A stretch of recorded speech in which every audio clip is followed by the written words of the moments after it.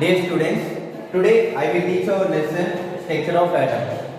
Okay, what is the definition of atom? What is inside of atom? అనే two topics ని కూడా మనము 9th class లో observe చేసాం. ఓకే, వాటి కోసం డిస్కస్ చేసాం.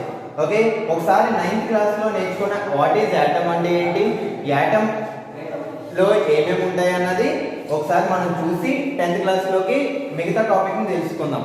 ఓకే, యాటమ్ అనేది 18th సెంచరీ వరకు కూడా యాటమ్ ని ఎవరు కూడా డిస్క్రైబ్ చేయలేదు, యాటమ్ యొక్క మోడల్ ఎవరు చెప్పలేదు.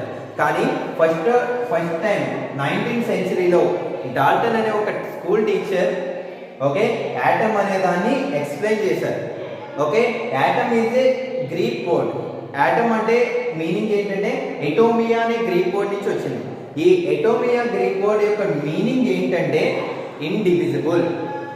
Atom is A indivisible particle. Atom is A indivisible particle.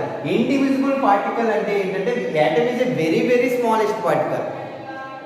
Divisible అంటే మనం దాన్ని డివైడ్ చేయలేనంత స్మాలెస్ట్ పార్టికల్ గా ఏమైనా తీసుకుంటే దాన్ని మనము యాటమ్ అంటాం.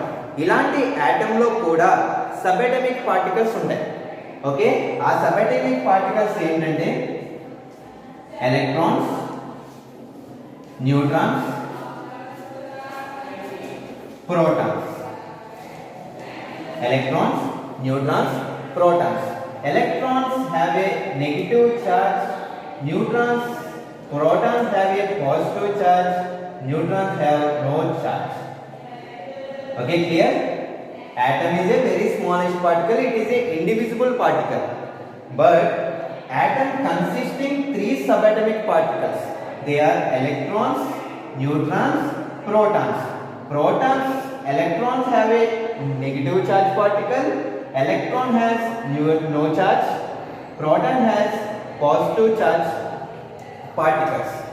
ఓకే, మనము ఈ సబ్-అటామిక్ పార్టికల్స్ కోసం ఇంట్రడక్షన్ మనం ఎక్కడ నేర్చుకున్నాం, 9th క్లాస్ లో నేర్చుకున్నాం. అండ్ నెక్స్ట్ వన్ వచ్చేటప్పటికి యాటమ్ అనేది ఓకే మన దగ్గర ఉన్న ప్రతి మ్యాటర్ కూడా సమ్ స్పేస్ ని ఆక్యుపై చేస్తుండి సమ్ మాస్ ని కలిగి ఉంటే అలా ఉన్న ప్రతి దాన్ని యూనివర్స్ లో ఉన్న ప్రతి దాన్ని కూడా మనం మ్యాటర్ అంటాం. ఈ మ్యాటర్ ఎలా ఫామ్ అవుతుంది అంటే matter is made up of elements made up of molecules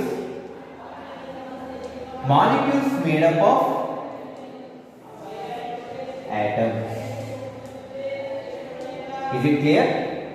Matter is made up of elements made up of molecules is made up of atom. అంటే ఒక మ్యాటర్ ఫామ్ అవ్వాలి అంటే atoms తోనే కన్స్ట్రక్ట్ అవ్వాలి. So importance ఉంది కదా atom అంటే మనకి. సో ఈ atom యొక్క స్ట్రక్చర్ ని మనం ఇప్పుడు డిస్క్రైబ్ చేస్తాం 10th క్లాస్ లో. ఓకే, యాటమ్ యొక్క మోడల్ గురించి, అటామిక్ మోడల్ గురించి చాలా మంది సైంటిస్టులు వాళ్ళు చేసిన ఓకే ఎక్స్పెరిమెంట్స్ బట్టి ఒక్కొక్కరు ఒక్కొక్క రకంగా డాల్టన్కి వచ్చేటప్పటికి డాల్టన్ అనేవాడు ఏమన్నాడు, ఇండివిజిబుల్ పార్టికల్ గా ఉంది atom. Atom is a very smallest particle, దాన్ని మనం డివైడ్ చేయలేం. కానీ ఆ యాటమ్ లో కూడా ఏమున్నాయన్నారు, నెక్స్ట్ వచ్చిన వాళ్ళు సబ్ అటామిక్ పార్టికల్స్ ఉన్నాయంట. ఆ సబ్ అటామిక్ పార్టికల్స్ లో one of the negative charge particles ని ఇంట్రడ్యూస్ చేసిన వాళ్ళు జేజే థామ్సన్. ఓకే, ఈ జేజే థామ్సన్ అనే వ్యక్తి నెగిటివ్ చార్జ్ పార్టికల్స్ ని ఇంట్రడ్యూస్ చేశారు. ఈయన యాటమ్ యొక్క మోడల్ ఎలా డిస్క్రైబ్ చేశాడంటే ఒక వాటర్ మిలన్ మోడల్ అయితే ఎలా ఉంటుందో, ఓకే ఒక వాటర్ మిలన్ కట్ చేస్తే ఆ వాటర్ మిలన్ లో ఉన్న పల్పు వాటి మధ్యలో ఉండే సీడ్స్ ఎలా ఉంటాయో ఎలక్ట్రాన్స్ కూడా నెగిటివ్ చార్జ్ పార్టికల్స్ ఒక యాటమ్ లో అలా ఉంటాయి అని జేజే థామ్సన్ అనే వ్యక్తి ఇంట్రడ్యూస్ చేశారు. కానీ తర్వాత వచ్చిన వ్యక్తి రూదర్ఫోర్డ్, తర్వాత నీల్స్ బోర్, వీళ్ళందరూ కూడా అటామిక్ మోడల్ ని డిస్క్రైబ్ చేశారు. ఇదంతా కూడా మనం ఆల్రెడీ 9th క్లాస్ లో విన్నాం. ఓకే, ఇప్పుడు 10th వచ్చేటప్పటికి ఇంకా డీప్ గా ఓకే ఇంకా బ్రీఫ్ పాయింట్స్ మనం తెలుసుకుంటాం. యాటమ్ యొక్క స్ట్రక్చర్ ఏంటి, అటామిక్ మోడల్ ఏంటి అని మనం తెలుసుకుంటాం. ఈ అటామిక్ మోడల్కి వచ్చేటప్పటికి ఇక్కడ మనం ఏమేమి క్వశ్చన్స్ కి సొల్యూషన్ తెలుసుకుంటామంటే ప్రతి యాటమ్ కూడా ప్రతి మ్యాటర్ తీసుకుంటే అందులో యాటమ్స్ ఉంటాయి అంటున్నారు. సో ఈ యాటమ్స్ అనేవి ప్రతి మ్యాటర్లోని ఒకేలా ఉంటాయా, ఆ యాటంలో ఉండే సబ్ అటామిక్ పార్టికల్స్ ఒకేలా ఉంటాయా అంటే ఎలక్ట్రాన్స్, ప్రోటాన్స్, న్యూట్రాన్స్ ప్రతి యాటంలోని ఉంటాయా ఉండవా అన్నది ఒక క్వశ్చన్. అండ్ సెకండ్ క్వశ్చన్కి వచ్చేటప్పటికి atom is a electrically neutral atom అంటారు. Atom is electrically neutral atom అంటారు. ఒక యాటమ్ మనం తీసుకున్నాం అనుకో, ఈ యాటంలో పాజిటివ్ చార్జ్ న్యూట్రాన్స్ అనేవి, ప్రోటాన్స్, న్యూట్రాన్స్ అనేది సెంటర్ ఆఫ్ ది యాటమ్ లో ఉంటాయి. దాన్ని మనం న్యూక్లియస్ అంటాం. ఓకే, న్యూక్లియస్ అంటాం. ఓకే, ఈ న్యూక్లియస్ చుట్టూ ఎలక్ట్రాన్స్ ఏమవుతూ ఉంటాయి, రివాల్వ్ అవుతూ తిరుగుతూ ఉంటాయి. ఇక్కడేమో ప్రోటాన్స్ అనేది పాజిటివ్ ఛార్జ్ ఉంది, ఇక్కడేమో ఎలక్ట్రాన్స్ అనేది నెగిటివ్ ఛార్జ్ ఉంది. ఈ ప్రోటాన్స్ కి ఎలక్ట్రాన్స్ కి మధ్య ఉండే అట్రాక్షన్ వల్ల ఎలక్ట్రాన్స్ అనేవి న్యూక్లియస్ లో పడి ఆటమ్స్ అనేది కొలాప్స్ అవ్వాలి. బట్ అక్కడ కొలాప్స్ అవ్వకుండా ఎలక్ట్రాన్ అనేది స్టేబుల్ గా సస్టైన్ అవుతుంది. అది ఎలా జరుగుతుంది, ఒక ఆటమ్ అనేది ఎలక్ట్రికల్ గా న్యూట్రల్ గా ఎలా ఉంటుంది అనేది ఈ 10th క్లాస్లో నేర్చుకుంటాం. అండ్ థర్డ్, ఒక ఆటంలో ఎలక్ట్రాన్స్ అరేంజ్మెంట్ ఎలా ఉంటుంది, ఆ అరేంజ్మెంట్ కోసం కూడా మనము ఈ లెసన్లో నేర్చుకుంటాం. ఓకే, క్లియర్ కదా? ఓకే, ఆటంలో ప్రతి ఆటంలో కూడా సేమ్ సబ్ అటామిక్ పార్టికల్స్ ఉంటాయా అండ్ సమ్ తర్వాత ఎలక్ట్రికల్లీ న్యూట్రల్ ఆటమ్ ఎలాగా అండ్ సమ్ నెక్స్ట్ వన్ దాని యొక్క అరేంజ్మెంట్ ఎలా ఉంటుంది అన్నది మనము ఈ టాపిక్లో మనము తెలుసుకుంటాం. Okay, first of all atom యొక్క నేచర్, యాటమ్ యొక్క స్టెబిలిటీ, యాటమ్ యొక్క స్ట్రక్చర్ని, వాటి యొక్క మోడల్ని మనం తెలుసుకోవాలి అంటే ఫస్ట్ ఆఫ్ ఆల్ మనం నేర్చుకోవాల్సింది ఏంటంటే నేచర్ ఆఫ్ లైట్. ఒక లైట్ యొక్క నేచర్ ఎలా ఉంటుంది, ఈ లైట్ యొక్క నేచర్ ఎందుకు తెలుసుకోవాలి, దీనికి యాటమ్కి మధ్య ఉన్న రిలేషన్ ఏంటంటే మీరు టాపిక్ వెళ్ళే కొద్దీ మీకు ఈ టాపిక్ గురించి వింటుండగా లైట్ గురించి మనం ఎందుకు ఫస్ట్ ఇంట్రడ్యూస్ చేసి ఎక్స్ప్లెయిన్ చేసుకున్నామో, డిస్కస్ చేసుకున్నామో అన్నది మీకు తెలుస్తుంది. ఓకే, లైట్ అనేది చూద్దాం. ఒక లైట్, ఒక వైట్ లైట్ని తీసుకున్నాం. ఒక వైట్ లైట్ని ఒక ప్రిజం గుండా పంపించాలి. ఒక ప్రిజం గుండా పంపిస్తే ఈ లైట్ అనేది ఈ వైట్ లైట్ లో ఉండే డిఫరెంట్ వేవ్ లెంగ్త్స్ వల్ల ఈ లైట్ అనేది లైట్ ఎప్పుడు కూడా బెండ్ అయ్యి ట్రావెల్ అవుతుంది. ఏదైనా మనకి మధ్యలో ప్రిజమ్స్ ఏమైనా పెట్టినా కూడా ఆ లైట్ ఎప్పుడు కూడా బెండ్ అయ్యి ట్రావెల్ అవుతుంది. సో వాటిలో ఉండే పార్టికల్స్ మనకు తెలుస్తుంది. ఓకే, 7 కలర్స్ గా ప్రొజెక్ట్ అయ్యింది. ఒక వైట్ లైట్ ని ఓకే ఒక ప్రిజం గుండా పంపిస్తే అది 7 కలర్స్ ని స్ప్లిట్ చేసింది. 7 కలర్స్ గా డివైడ్ అయింది. దీని దగ్గర ఒక ఫోటోగ్రాఫిక్ ప్లేట్ ని పెడితే మనకి ఈ కలర్స్ అనేవి కనిపిస్తుంది. ఈ స్పెక్ట్రోమీటర్ కానీ ఫోటోగ్రాఫిక్ ప్లేట్ కానీ పెడితే మనకి తెలుస్తుంది. ఈ 7 కలర్స్ గా స్ప్లిట్ అయ్యి ఇక్కడ మనకి ప్రొజెక్ట్ అవ్వడాన్ని మనం ఏమంటామంటే స్పెక్ట్రమ్ అని పిలుస్తాం. ఏమంటాం? స్పెక్ట్రమ్. అర్థమైంది కదా? ఒక వైట్ లైట్ ని ప్రిజం గుండా పంపిస్తే 7 కలర్స్ గా స్ప్లిట్ అవుతుంది because of different wave lengths. ప్రతి ఒక్క కలర్ కి కూడా డిఫరెంట్ వేవ్ లెంగ్త్ ఉండడం వల్ల 7 కలర్స్ మనకి ప్రొజెక్ట్ అవుతుంది. ఈ 7 కలర్స్ ఓకే మనకి ప్రొజెక్ట్ అయ్యే ప్లేస్ ని ఆ యొక్క ఫోటోగ్రాఫిక్ ప్లేట్ ని మనం ఏమంటామంటే స్పెక్ట్రమ్ అంటారు. ఇది స్పెక్ట్రోమీటర్ అని కూడా అంటారు. స్పెక్ట్రోమీటర్ అంటే మీన్స్ స్పెక్ట్రమ్స్ ని కౌంట్ చేస్తే స్పెక్ట్రమ్స్ ని డిటెక్ట్ చేసే ఇన్స్ట్రుమెంట్ నే మనం స్పెక్ట్రోమీటర్ అని పిలుస్తాం. ఓకే, ఇది స్పెక్ట్రమ్. మరి స్పెక్ట్రమ్ లో ఎన్ని టైప్స్ ఉన్నాయి? స్పెక్ట్రమ్ లో ఎన్ని టైప్స్ ఉన్నాయంటే 4 types.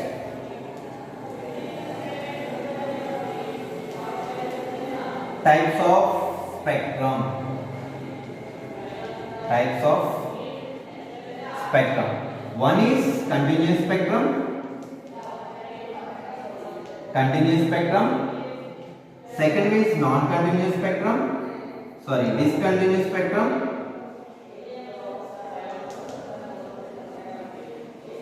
Discontinuous spectrum. And the third one is absorption spectrum. Fourth one is emission spectrum. Fourth one is emission spectrum.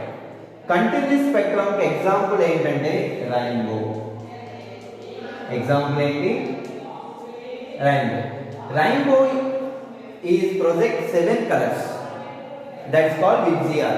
Okay, అక్కడ మనకి వైట్ కలర్ ని ప్రిజం కూడా పంపించగానే మనకి ఫామ్ అయిన 7 కలర్స్ కూడా ఏంటి?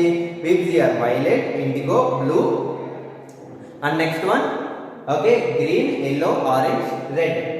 ఇవి రెయిన్బోలో కూడా మనకు కనిపిస్తాయి.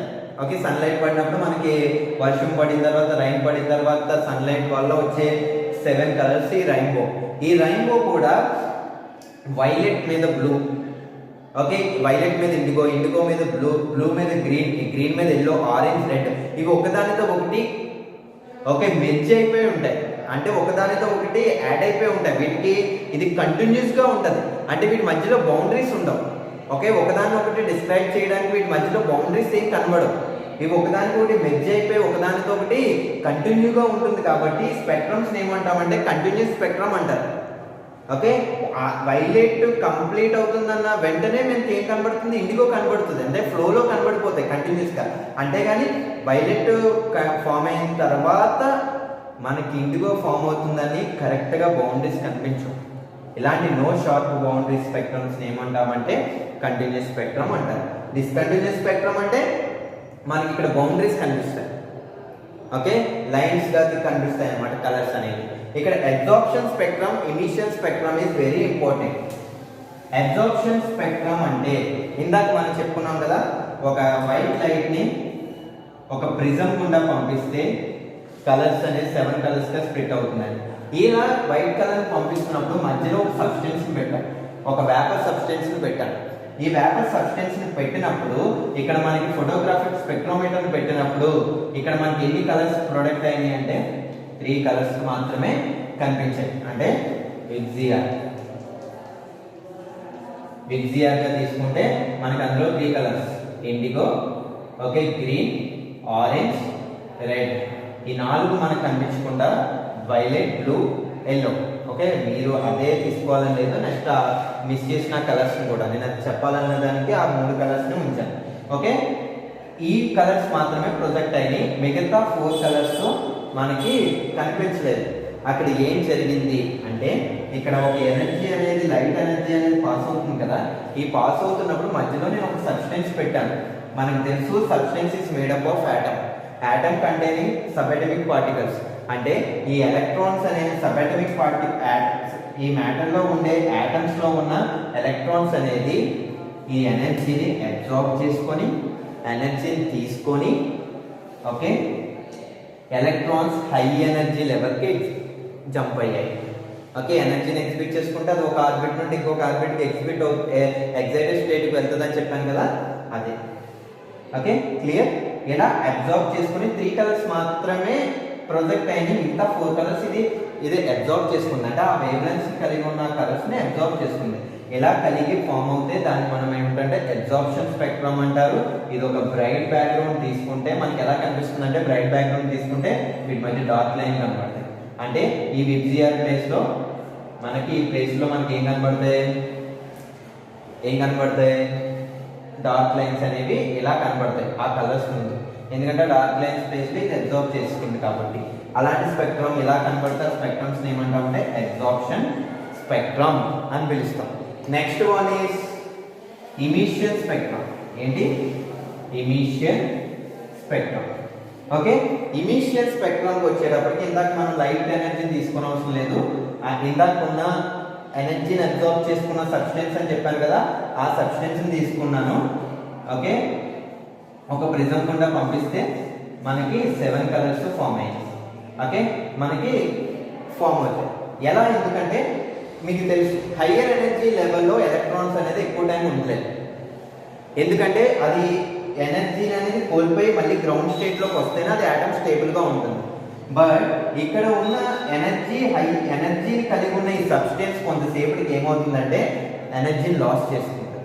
ఇలా ఎనర్జీని లాస్ చేసుకొని ఫామ్ అయ్యే స్పెక్ట్రమ్స్ని, అంటే ఎనర్జీని ఇమిట్ చేసుకొని ఫామ్ అయ్యే స్పెక్ట్రమ్స్ మనం ఏమంటామంటే ఎమిషన్ స్పెక్ట్రమ్స్ అంటారు.